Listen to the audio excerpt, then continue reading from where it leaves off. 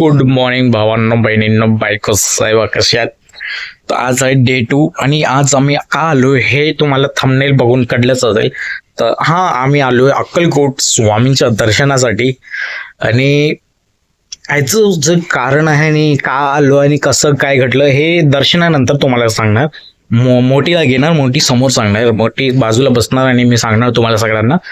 तर स्वामींच्या दर्शनासाठी आलोय. मी फक्त एवढं सांगणार की कसं आहे ना की माझी तब्येत खूप खराब होत चालली दिवसानुदिवस. तर मी एवढं बोलणार आहे की जर मी या व्लॉग मध्ये रडलो डे 2 मध्ये तर प्लीज माफ करा मला. आणि जर बेशुद्ध पडलो तर त्याच्यासाठीही माफी मागून घेतो अजून आत्तापासूनच. सकाळचे वाजले 7:40 आणि मी म्हणजे 7:30लाच उठलो. माझं कसं ना की गावात असो की शहरात असो, मी घरी असो कुठेही असो, 7-7:30 माझं टायमिंग आहे. म्हणजे 6:30-7 वाजता मी उठून जातो, कारण की कामाला जायला तोच टायमिंग आहे ना माझा. 6:30-7 वाजताच निघतो मी. तो माझा डेलीचा रुटीन आहे. तर तो डोळे उघडून जातात, अलार्म वाजवू नाही वाजवू मी उठूनच जातो.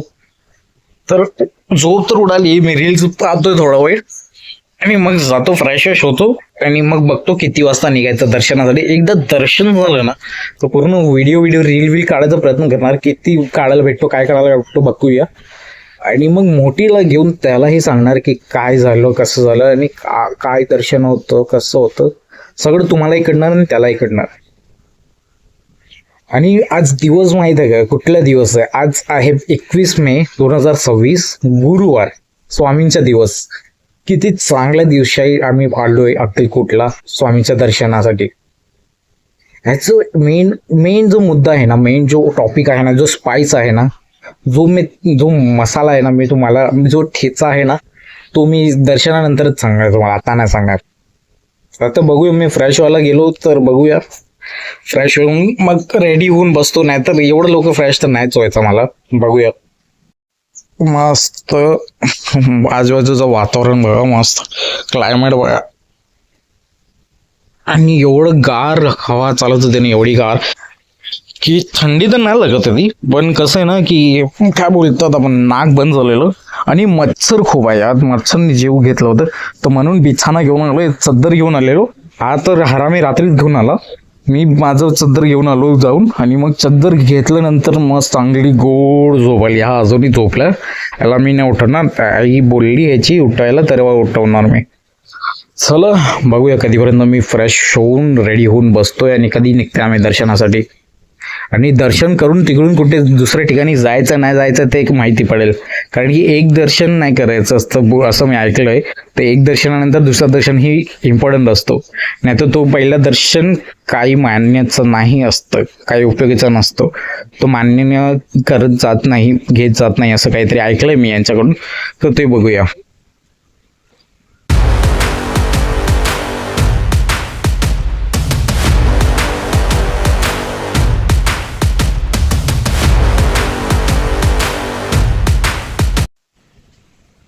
आता झाले सकाळचे 8:20. मी वॉशरूम वरून जाऊन फ्रेश झालो, ब्रश करून घेतला.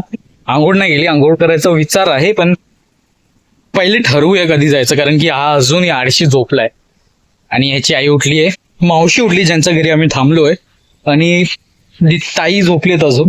ताईचं बाळ झोपलंय. बघूया, अजून काही ठरलं नाही किती वाजता जायचंय. नाहीतर आई बोलली असती की याला जागव, म्हणजे काकू बोलले असते जागवायला, पण काय बोलली ना, म्हणून आरामात जायचं असेल दुपारपर्यंत.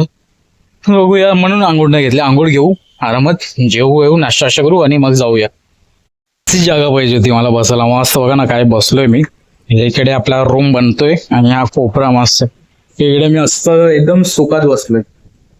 सावली लागते, वारा लागते, एकदम मस्त. एवढं चांगलं माहोल आहे, एवढं चांगलं वातावरण आहे की असं वाटतं की टी शर्ट काढू आणि मस्त वर्कआउट करायला घेऊ. पण आपण दुसऱ्याचं घरी, स्वतःचं घर असलं असतं की टी शर्ट काढून फिरू शकलो असतो, राहून शकलो असतो. आणि वर्कआउट करायची इच्छा होते, उशा मारू, ऍप्स मारू, पण जाऊ दे यार. वारा एवढं छान येतं ना की असं वाटतं की फक्त बसून राहू, फक्त बसून वाराचा आनंद घेऊ. कारण की मुंबईला एवढं छान वारा नाही. वारा आहे, खूप गार वारा आहे, एकदम क्यूट वारा आहे. खूप चांगलं वाटतं इकडे. आता 10 वाजलेत, नाश्ता करून झालाय, पोहा खाल्लेत, अजून काही चाय नव्हती. आणि परत म्हणजे एवढं त्रास होणार बॉडीमध्ये.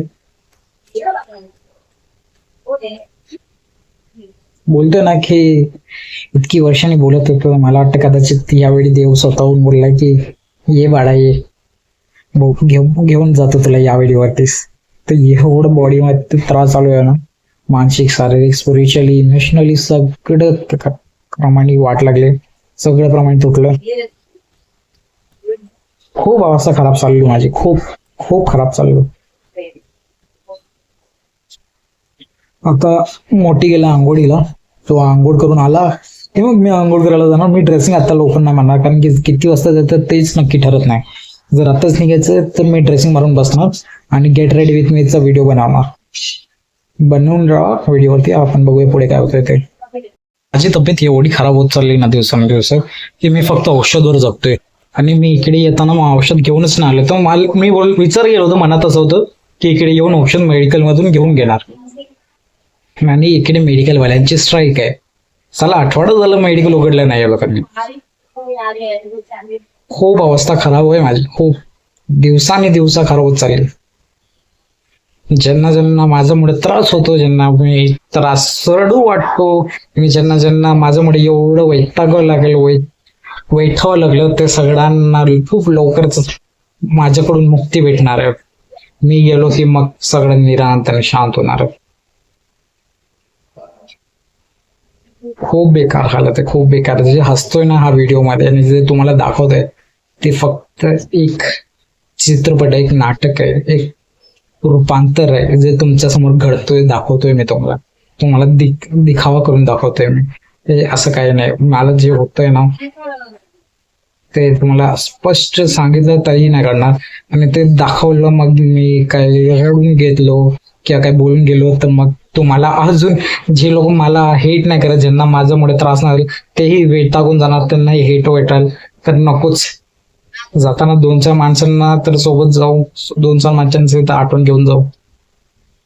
पाठीमागे 2-4 माणसे तर हसणारे किंवा रडणारे असणार, सगळे शिव्या देणारे नसणारच. खूप अवस्था बेकार झालोय, खूप.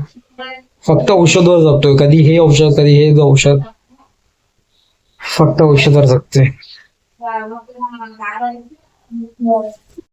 आंघोळ करून आलो, आता वाजले 11 आणि गच्चीवरती मस्त बॉडी फ्लॅक्स करतोय. म्हणजे फ्लॅक्स नाही, कोण आहे नाही, कोणाला दाखवायचं पण नाही. मला काही इंटरेस्ट नाही आपल्याला कोणामध्ये.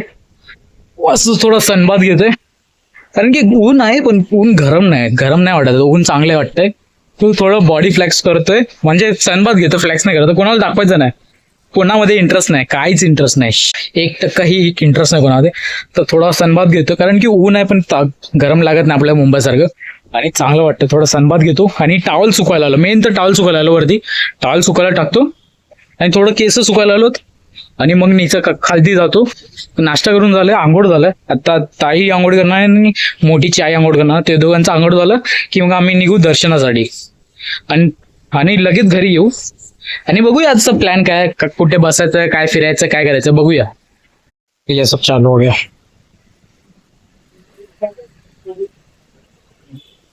खाली याद की बात नहीं है, याद में भी हुआ ही होगा.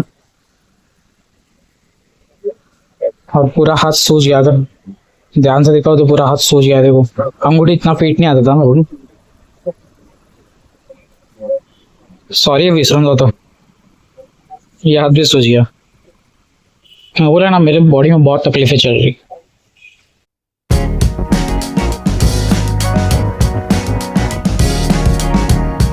नहा धो के ऑलमोस्ट रेडी, मुझे भी ताव दे दिया. अभी बस रेडी होना है, गेट रेडी विथ मी का वीडियो बनाना, अब निकलने का अपने को.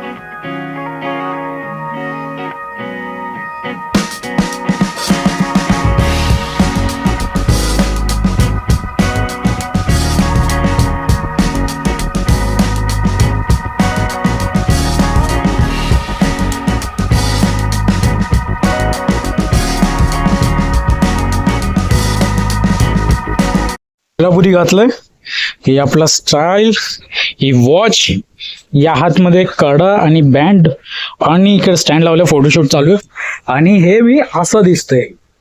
केस प्रॉपर सेट नाही झाले कारण की यांनी मोठीने थोडे केसांसोबत मस्करी केली, पण हे मी असं दिसतंय.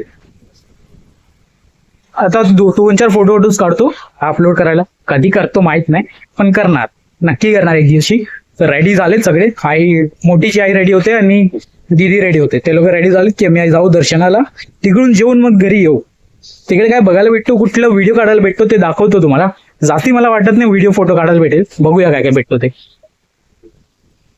मला माहित नाही भावांना बहिणींना बायको, मला कमेंट मध्ये मेसेज पाहिजे, कमेंट पाहिजे की मी कसं दिसतोय आणि गेट रेडी विथ मीचं व्हिडिओ कसं वाटलं तुम्हाला. एवढी मेहनत केली यार, एवढं ड्रेसिंग, एवढी मिशी पण चांगली वाढवून ठेवली या दिवशीसाठीच की असं काहीतरी लुक घ्यायचा होता मला. आणि एवढं चांगलं ड्रेसिंग मारल्यानंतर मला एक कमेंट तरी पाहिजे.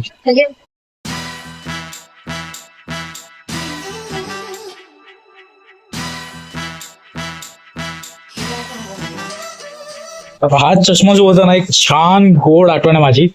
हा मी डिसाईड नाही केलेला, मी परचेस नाही केलेला, मी निवडलं नव्हतं, कुठल्या दुसऱ्या माणसाने परचेस करून दिलेला. तर एक छान आठवण आहे या चष्मासोबत, खूप छान आठवण आहे.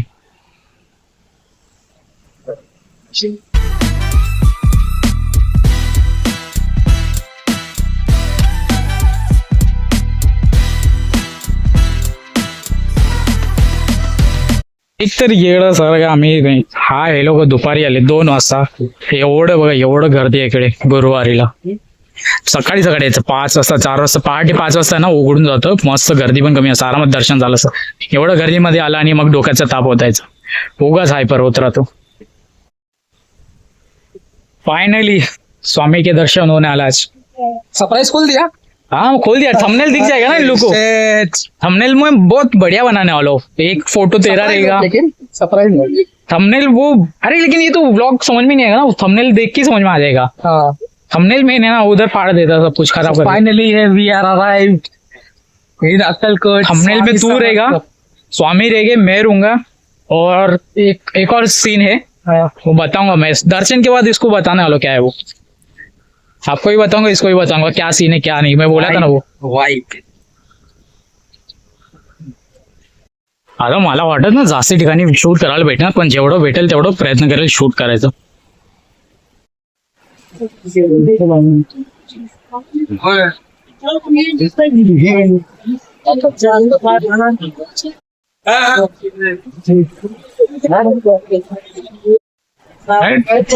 मस्त लाइटिंग वाइटिंग डेकोरेशन उत्तम केलंय.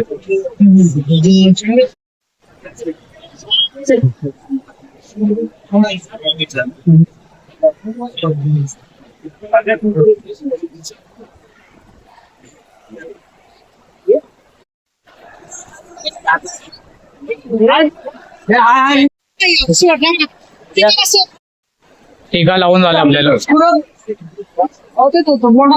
नशीब एवढी होते ना की काकूंकडे पर्स दिलेला आणि काकूच आतमध्ये अडकले होते. पर्स आलं आणि ऑनलाईन बंद झालं, नेटवर्कच गेलं इकडे. पेमेंट कसं मारणार तर तिकडेच अडकलं होतं, गोंधळमध्ये अडकलं होतं. पण भेटलं पर्स, दिलंय. इकडे काहीतरी अभूती भेटते, ते लावलं आणि खाल्लं. चल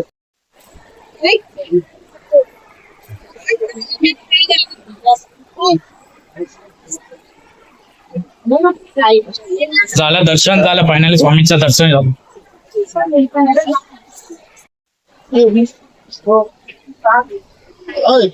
हे माझं आहे, हे आमचंच घेतलंय सगळं पूर्ण. ऐका इकडे बघा, सर्व आमचंच आहे. दोन आणि हे किती झाला सांगा मला. 220 कापायचं मग. गोपलू माझ्याकडे. हा गोपलू नाही, थक गया नाही नाही बोलत ते माझं. चला चप्पल असं वाटत होती की हरवले म्हणून. एक तर माझी पण नाही, मित्राची चप्पल घेऊन आलो, मला वाटलं हरवली म्हणून. आणि हे लोक कुठे गेले, फोन नाही उचलत कोणी. नशीब मला पार्किंग माहित आहे, पार्किंग मध्ये जाऊन उभा राहतो. अभी इन लोग खाना खाने को बोल रहे इतना बड़े लाइन में लगते हैं 2-3 घंटा लाइन में जाएगी. आता मी आणि मोठी आम्ही जेवणाचं रांगेत आहे. आता दमला खाली बसले आणि काकू आणि बाकी जण तिकडे महिलांचा लाईन आहे.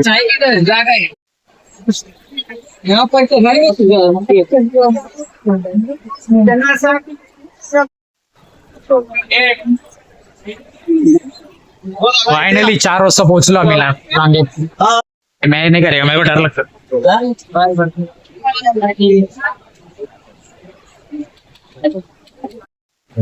जेवायला बसलोय आणि फुल अमेरिकन स्टाईल बसणार आहे.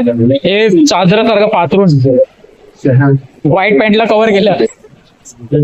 जेवण भेटलं आणि समोर स्वामीचं छान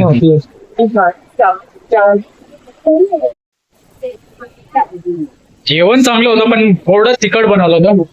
काय जाणून बनवलं तर चुकून झालं माहित नाही, पण तिखट होतं. सगळ्यांनाच तिखट वाटलं, असं नाही की 1-2 ना तिखट वाटलं, सगळ्यांना तिखट वाटलं. जेवण झालं, दर्शन झालं. आता एक व्हिडिओ काढतो आणि मग निघूया. मूर्ती भेटली ना आपल्याला, मोठी आली ज्याचं दर्शन करायचं, जो रील मध्ये पाहिलं होतं तशी काय भेटली ना आपल्याला, ते बघवत ते भेटलं तर तिकडे पण एक फोटो किंवा रील काढूया.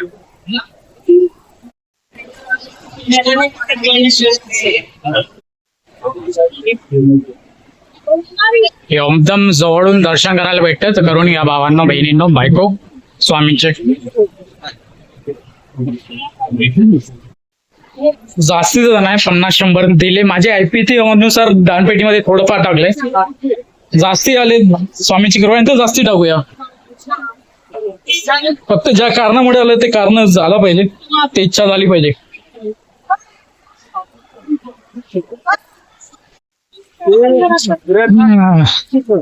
चार 15 झाले जेवण येऊन झालं आणि तुळजी भवानी जायचा प्लॅन कॅन्सल झालाय. आता घरी जाऊन झोपायचं. Yo, kick it strong. Stay one. Road jam हो गया, सरेआम हो गया, मेरे यार ने मारी देख रात एंट्री. यार मेरे सारे तेरी आउट ऑफ रेंज, यार मेरे बैठे बड़ी बड़ी कंट्री. पाछे पाछे मीडिया तैयार करे रिपोर्ट. यार तो क्या पकड़ के चल रहा हो? मैं उसकी मम्मी बन गया. तू नल का क्या पकड़ के चल रहा देखो.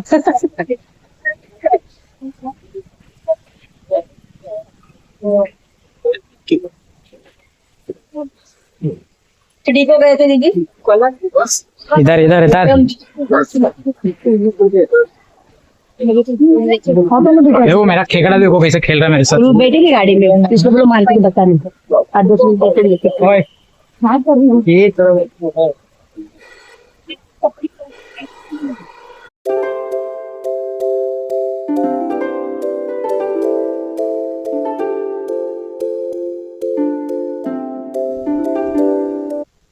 इधर लगाते बस हुई ज्यादा मत कर, चुपता है तुमसे पत्थर आ जाएगा.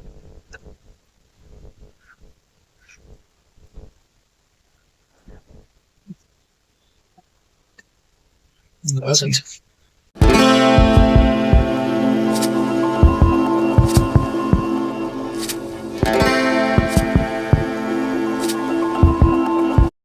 ना की मी हे बायकोसाठी घेतलंय, तुमच्यासाठी.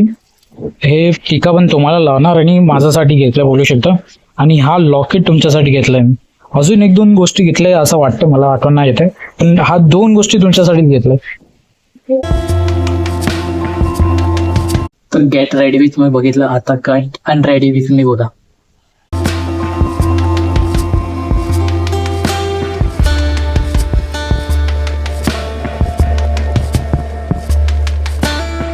पूर्ण नाही दाखवते, मस्करी करत होते. चेंज करून भेटतो. 5:30 पर्यंत आम्ही घरी पोहोचलोय. मी तिकडे ना माला शोधत होतो की डोकं आणि बॉडी थंड ठेवणार काहीतरी मालासारखी पाहिजे होती, पण तिकडे मालाच भेटली ना. मी खूप शोधलं. मी त्यांना विचारतोय, बघ कोणाकडे काहीच नाही, म्हणजे कोणाला कळत पण नाही की काय बोलतोय काय मागतोय.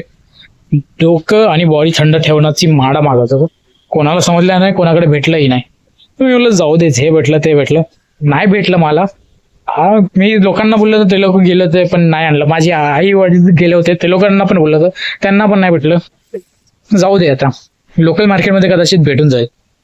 तर कसं ना, हे रुद्राक्ष टाकतो ना, तर त्याच्या ऐवजी तो टाकू शकतो मी. नाहीतर रुद्राक्षला त्याच्या खालती लावून मस्त डेकोरेशन सारखा डेकोरेशन आयटम मध्ये टाकून चांगला दिसेल. हा फक्त काळा डोर मध्ये चांगला दिसतो, पण घामामुळे वास येतो. आणि तो माला असते ना, तो वास नाही मारत एवढं. 5:40 झालेत. जेवायची इच्छा नाही आहे आता. मोठी बोलते की डायरेक्ट रात्रीच जाऊया, म्हणून मी पण काय बोललो नाही. मी काय चावरलो नाही, काय बोललो नाही त्याला. डायरेक्ट रात्री जाऊया. कपडे घालतो, खालती बसतो. नाहीतर फर्स्ट व्हिडिओ अजून अपलोड नाही केला, एडिट नाही केलं, तर एडिट करून अपलोड करायला टाकतो. काय व्ह्यू आहे बघा ना, एक नंबर ना, अप्रतिम. जर पिणारे माणसं असलेच ना, तर इकडे बसून ना या व्ह्यू मध्ये पियाची मजाच वेगळी आहे. मी हे सांगायसाठी व्हिडिओ बनवतोय. किती वाजले? 6 वाजायला आले. की माझा हे जे पाय ना, इकडे इकडे इकडे जो कोल्हापुरी दुखतो ना, बापरे. आपली लायकी नाही कोल्हापुरी घालायची. 1-2 तासासाठी ठीक आहे, पण आमचे 3-4 तास गेल्यानंतर वाट लागली. कोल्हापुरी नको, नॉर्मल सँडल, शूज, स्लीपर सगळं चालेल, क्लॉक्स पण चालेल, पण हे नाही. आता काय बनतं जेवणामध्ये ते बघूया, कारण की हे लोकांनी बनवले बकरं म्हणजे मटण बनवलं. बकऱ्यामध्ये बनवलं, बकऱ्याची खोपडी बनवली. तर आपल्याला खोपडी खायची नाही. आपण खोपडी खात नाही. आपण नॉर्मल बकऱ्याचे मटण खातो कधी कधी, खोपडी नाही. मला असं वाटतंय. आणि त्याला कापताना बघितलं ना, मला अजून वाण वाटतंय, तर मी तर नाही खाणार आहे. एकतर व्हेज नाहीतर चिकन, काय पण चालेल, पण हे नाही. ऐकी गावात यार, भावांना बहिणींना ऐकू, मी मटण खाल्लंय रा आयुष्यात, पण एवढं घाण एवढा वास येतो हे माहित नव्हतं मला. ते लोक मान बनवतं, डोकं बनवतं, म्हणून एवढं घाण वास येतंय की बाबा काय वास येतंय. म्हणजे ते लोक शिजायला टाकलंय, काहीतरी बॉईल करतायत आणि काय वास मारतायत. शी, गटारासारखं वाटतंय, गटारासारखं असं उलटीसारखं वाटतंय. शी, काहीतरी घाण गटर सारखंच वाटतंय. गटर आणि किचड मिळून जे घाण होतं ना, गोबर सारखं, तो खूप घाण वास येतोय. चांगलं मी नाही खाणार आहे, आणि काकू पण नाही खाणार आहे, म्हणजे चिरागची आई पण नाही खाणार आहे, आणि चिराग पण नाही खाणार. तर आम्ही काहीतरी वेगळंच खाऊ, आम्ही सगळं वेगळंच खाऊ. हा, मेन तर हा व्हिडिओचा उद्देश हा होता की मी आज जे ड्रेसिंग मारली, मला काय माहित. मी तुम्हाला सगळ्यांना सांगतो, शपथ सांगतो, मला कुठल्याही मुलगीमध्ये काही लेणं देणं नाही, काही इंटरेस्ट नाही.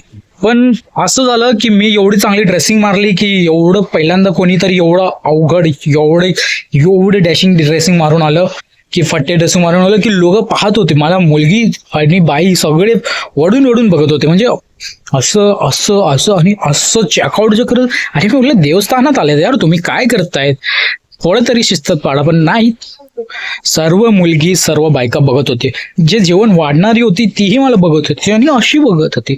माझी चाच टुगडी होती ना, म्हणजे एवढी डीपने घातलेलं होतं बायकांसारखं, तर अशी चेकआउट करत होती. आणि मी रांगेत पण जे उभं होतं ना जेवणाचं, तिकडे पण लोक मला, बाई आणि मुलगी चेकआउट करत होती की बा कोण आहे, काय आहे. बाई म्हणजे शादीशुदावाली, लग्न झालेलं, फ्रेश लग्न झालेलं ती पण, आणि जिचं लग्नातला 5-8 वर्ष झाले ती पण बघत ते. म्हटलं भाई एवढी काय फाटे ड्रेसिंग मारली यार मी. पण मला तर माहित होतं की माझी ड्रेसिंग 1 नंबरच असणार आणि लोक बघणार आहेत. तुम्हाला माझी ड्रेसिंग कशी वाटली त्या कमेंटमध्ये मला नक्कीच सांगा. मला हेच सांगत होतं की किती लोक पाहत आहेत मला. मी ते व्हिडिओ बनवू शकलो असतो ना, तर तुम्हाला दाखवलं असतं. माझ्या हातात छोटा गोप्रो गोकॅम असलं असतं ना, तुम्हाला दाखवलं असतं. तेवढं बजेट नाही जोडत आहे, हातात बजेट नाही राहत आहे. आता तो गोकॅम घेतला असता तर इकडे लावलं असतं छातीवर आणि तुम्हाला रेकॉर्ड करून दाखवलं असतं की कसे बघतात आणि काय बघतात आणि कुठे बघतायत. आता वाजले 6:30. बघूया काय प्लॅनिंग आहे, काय करणार आहे, कसं करायचंय, मग सगळं सांगतो तुम्हाला. व्हिडिओमध्ये बनवून राहतो मी. भेटूया आपण लवकरच. 8:30 वाजलेत. काकूंना शॉपिंग करायचं काहीतरी कपड्यांचे, तर ते करायला आलं. आता कमर एवढी दुखते ना, मला असं वाटतंय की जर मी हॉस्पिटलला गेलो तर ते डॉक्टरने चेकअप केलं ना, तर माझं स्वतः काय सीन होणार माहित आहे का. जसं मुन्नाबा MBBS मध्ये संजय दत्त सोबत चाललेलं ना, की त्याला बोललेलं की बाबा तू असं एवढं माल घेतल्यानंतर कसं जिवंत आहे, तसं माझ्यासमोर डॉक्टर येणार आणि बोलणार तुझं हे बॉडी पार्ट खराब झालं, हा बॉडी पार्ट खराब झाला, हा बॉडी पार्ट, तू कसं जिवंत देवाला माहिती, किती दिवस जीवणार ते देवाला माहिती. एवढं दुखतंय ना, असं पाठ दुखते, कमर दुखते, कमर थाईच दुखते, खूप लागले. अरे हा व्हिडिओ बनवलं कशासाठी होतं ना, काय रडतोय मी तुमच्यासमोर सांगतो मी. थांबा 1 सेकंड. तर आता तुम्हाला हा जो आजचा अक्कलकोटचा सीन आहे, कसं घडलं, काय घडलं, पूर्ण समजवतो. आणि मोठी तर काम करतो आणि त्याच्यासमोर बोलायला आता वेळ भेटणार नाही. तो व्लॉग्स बघून घेणार तर त्याला समजणार काय सीन झालं की माझं आणि माझी बायकोचं, आमचं दोघांचं लाईफ खूप अवघड चालू आहे आणि खूप लागले. आणि पर्सनल म्हणजे घरात आणि नॉर्मल लाईफ आणि आमच्या रिलेशन मध्येही खूप खूप लागलेत, म्हणजे खूप लागलेत. तर अनबन एवढं वर खाली आयुष्याचं चालू आहे ना आमच्या दोघांचं. तर ती मला असंच बोलण्यामध्ये बोलून गेली की एक काम कर, अक्कलकोट जाऊन ये, स्वामींचे दर्शन करून ये, पाया पडून ये. मी मनात बोललो की बापरे, अक्कलकोट जायचंय मला, नाही जायचं असं नाही, पण पैसे नाही आपल्याकडे, एवढं लांब जायचं साठी पैसे नाहीच आहे माझ्याकडे आणि नाही जमणार मला. तर कसं आहे ना की ते बोलले मला, आमची बायको बोलले की स्वामीचे दर्शन करून, आणि माझ्याकडे बजेटचा खूप त्रास आहे. तो मी मनातच बोललो की कसं होणार, बायकोला पण त्यांना पण माहित आहे. मी स्वामींना बोललो की माझं आणि स्वामींचं कसं आहे, मी देवात विश्वास करायचा नाही. देवळात आमचं रिलेशन चालू झालं आणि एका आठवड्यानंतर आम्ही लगेच स्वामींकडे दर्शनासाठी गेलेलो आणि स्वामींचं दर्शन केलं. तेव्हा त्यांनी, माझी बायकोने सांगितलं मला, पूर्ण डिटेल सांगितलं स्वामींच्याबद्दल. आणि ती फॉलो करते आणि सगळं. तिने मला फोर्स कधी नाही केलं, मी देवळात कधी विश्वास करायचा नाही, पण ती आली तेव्हापासून विश्वास करायला लागलो आणि मग मी स्वामींच्या मठात जायला लागलो. आणि माझं देवासोबत, स्वामींसोबत असं झालंय की मित्रासारखं झालंय की मी जेव्हा पण त्याला आठवण करायचो, त्यांना आठवण करायचो, तर मी बोलायचो की स्वामी जर आठवण येत असेल तर तुमच्या एरियामध्ये ऑर्डर करा, ऑर्डर मागवा, तर मी त्या एरियामध्ये असेल तर पाया पडून जाईल. किंवा मला वाटलं तर मी बोलतो की स्वामी तुमच्या एरियामध्ये ऑर्डर ठेवा, तर मी येतो, पाया पडून जातो. आणि तसंच होतं, त्या एरियामध्येच ऑर्डर लागतो आणि मी पाया पडून येतो. मग तसंच झालं की बायकोनी मला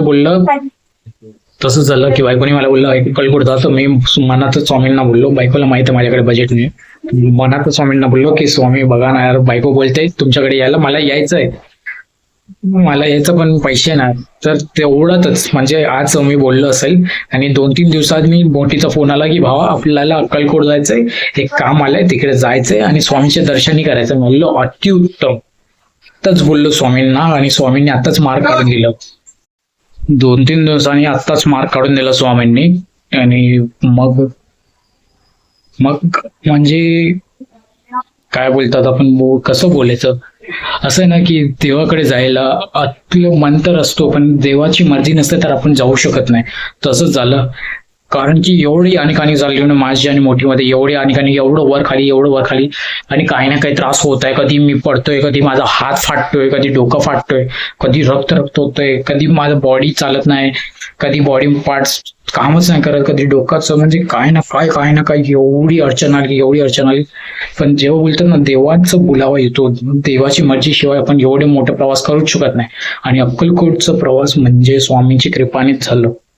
स्वामींना मी बोललो, बायकोंनी बोललं, मग स्वामींनी मार्क काढून दिलं आणि पैसे मला गेले थोडे, पण एवढे नाही केले. मी बोललो तो बजेटच नाही. आणि मी आलो, स्वामींचे दर्शन केले, बायकोनी जसं बोललो होतं तसं, आणि अतिउत्तम झालं. त्यांच्यासाठी काही वस्तू पण घेतल्यात, इकडून प्रसाद पण घेऊन जाणार आहे.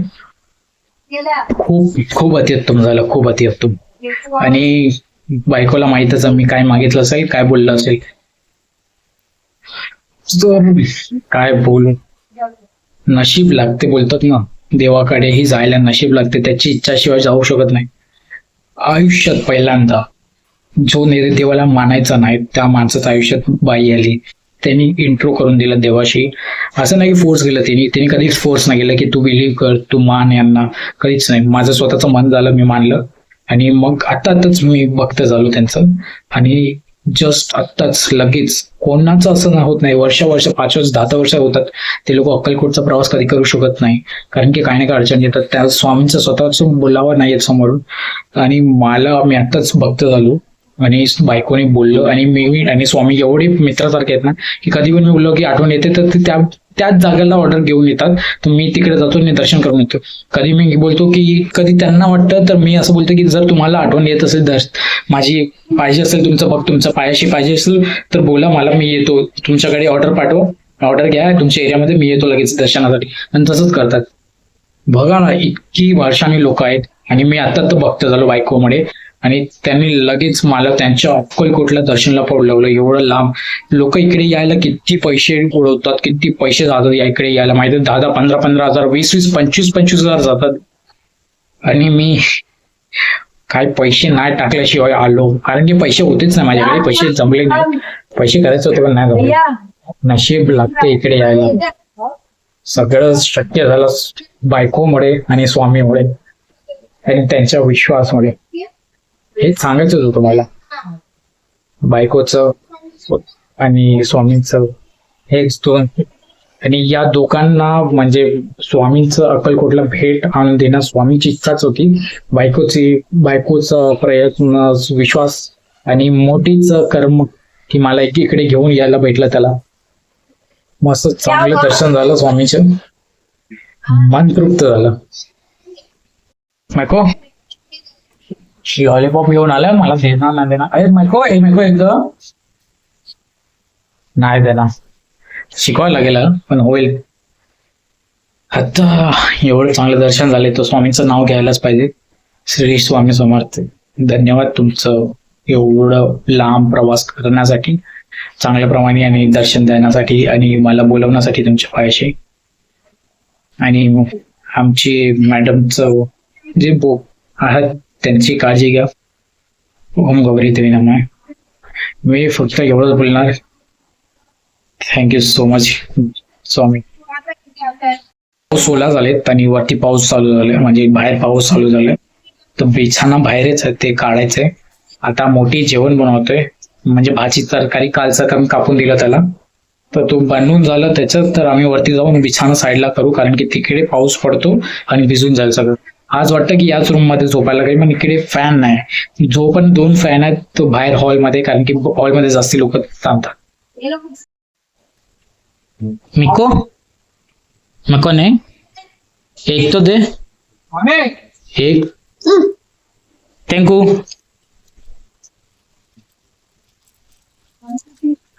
थँक्यू.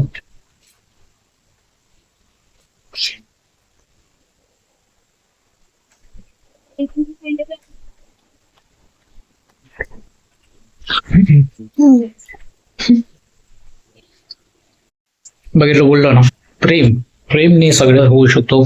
माझ्याकडे एवढं प्रेम आहे की मी याला आता शिकवलं. तो त्याचा मामाला पण नाही देत, मला देतो. मला पहिला दिवस तुम्हाला तुमच्या समोरच गुलाब धरून भरवलं होतं तुम्ही. मग त्यांनी काल मोठीचा वाढदिवस होता तेव्हा मला केक भरवलं, मोठीला न भरवलं, मला भरवलं त्याचा वाढदिवस असून. आणि आता चॉकलेट कोणाला देत नाही, मला दिला त्यांनी.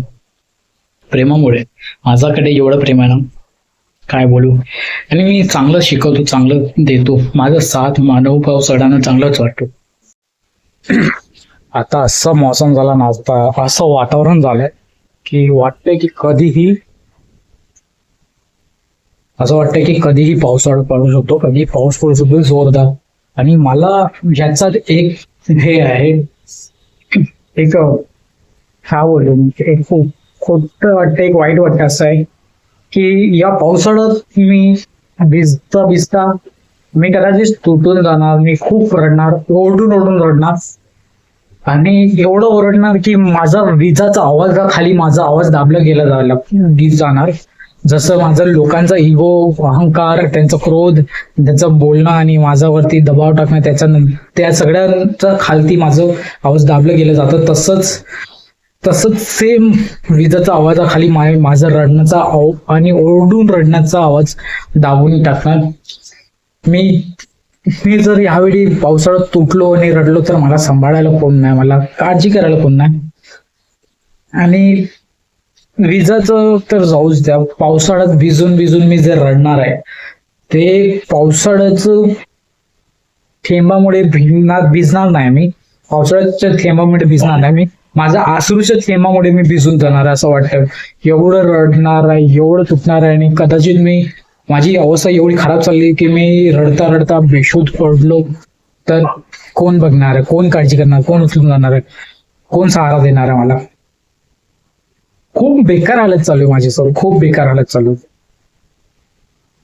आता पाऊस जसा पडतोय ना, थोडं थेंब, असं वाटतं की ओरडून मन मोकळं करून, छाती आपटून पिटून छातीत तोडून रडू, सगळं मनातलं रडणं, सगळं दुःख बाहेर काढू. पण मग आठवण येतं की एवढं रडलं नंतर मला सांभाळायला कोण आहे, माझी काळजी करायला कोण आहे. खूप रडायचंय, खूप मन मोकळा करून रडायचंय, वेडापणा करायचंय, पण कोण सांभाळणारं नाही, कोण काळजी करणारं नाही. विजेचा आवाज खाली मी माझा रडण्याचा आणि ओढून रडण्याचा आवाज दाबून घेणार, कारण की जसं लोकांचा अहंकार, इगो, त्यांचं आत्मविश्वास आणि त्यांचे जे रुबाब असतं त्यांच्या खाली माझा आवाज जे दाबलं गेलं जातं, तसंच मला विजेचा आवाजाखाली माझं रडणं, ओरडून ओरडून रडणं, छाती फाडून रडणं, जेव्हापर्यंत घसा बसून जात नाही ते असं रडायचं मला. पण कोण नाही, मी रडून रडून जर बेशुद्ध पडलो, माझी अवस्था खराब झाली, माझा घसा बसला, मी काय खूप जास्ती फुटून फुटून रडायला लागलो, माझं अश्रूमुळे मी भिजायला लागलो, पावसामुळे एवढं नाही, तर मला कोण सांभाळणार, कोण काळजी करणार. म्हणून मी स्वतःला कसं कसं आवरून ठेवलं, कसं कसं कंट्रोल करून ठेवलं, कसं कसं सावरून ठेवलं मी. आता वाजले किती थांबा तुम्हाला दाखवतो मी किती वाजले. 9:40 9 नाही 8 बघा डोकं पण नाही चालत. मी बोललो ना माझी तब्येत खूप खराब होत चालली, खूप मी विसरत चाललो, सगळं विसरत चाललंय, माझं सगळं खूप काही होत चाललंय, माझी तब्येत खूप खराब होत चालली. वाजले 10:40 आणि जेवण करून झालंय, आपलं डाळ भात खाल्लंय, जास्ती काय ना डाळ भात खाल्लंय. आता विचार आहे की रूम मध्ये झोपूया किंवा गच्चीवर झोपूया. गच्चीवर झोपायचं एक हेच मोठं भीती आहे की पाऊस पडलं आणि जोरदार पाऊस पडलं की सगळं बिछानं भिजेल आणि ते सगळं बिछानं घेऊन परत रूम मध्ये येणं एवढं लवकर शक्य नाही नसणार, कारण की बिछानं खूप जड आहे, खूप हेवी आहे, खूप भारी आहे, तर मला नाही वाटत एवढं लवकर ना. आणि रूम मध्ये फॅन एकच आहे, तो बाहेर हॉलमध्ये लागतो, तो सगळ्यांसाठी, तर आम्ही त्यामुळेच गच्चीवर झोपायचं होतो. आता बघूया काय डिसाईड होतं, काय प्लॅनिंग होतं ते तुम्हाला सांगतो, तुम्हाला कळवतो. आणि आजच्या ब्लॉग मध्ये बाय बोलूनच व्हिडिओ कट होणार, त्यापर्यंत बनवून राहा. 12 वाजला बघा, 6 मिनिटात आणि पाऊस चालू झाला. आमचे झोपायचे लागले, कारण की झोपायला काहीच नाही, फॅन एकच आहे. मी बोललो होतो ना बाहेर 3 जण झोपतात त्यांना लागतं, आणि आम्ही गच्चीवर झोपणार होतो आणि गच्चीचेच आमचे गच्ची लागलेत. आता आम्ही गाडीमध्ये झोपतोय. हा झोपणार आहे पण मला तो झोप नाही लागणार, आता माझे लागले. थोडा वेळ पूर्वी मी पावसासाठी रडत होतो, आता पाऊस माझ्यासाठी रडतोय. 12 वाजले अजून झोपलो नाही, पण मी गुड नाईट आताच बोलवून घेतो. See you.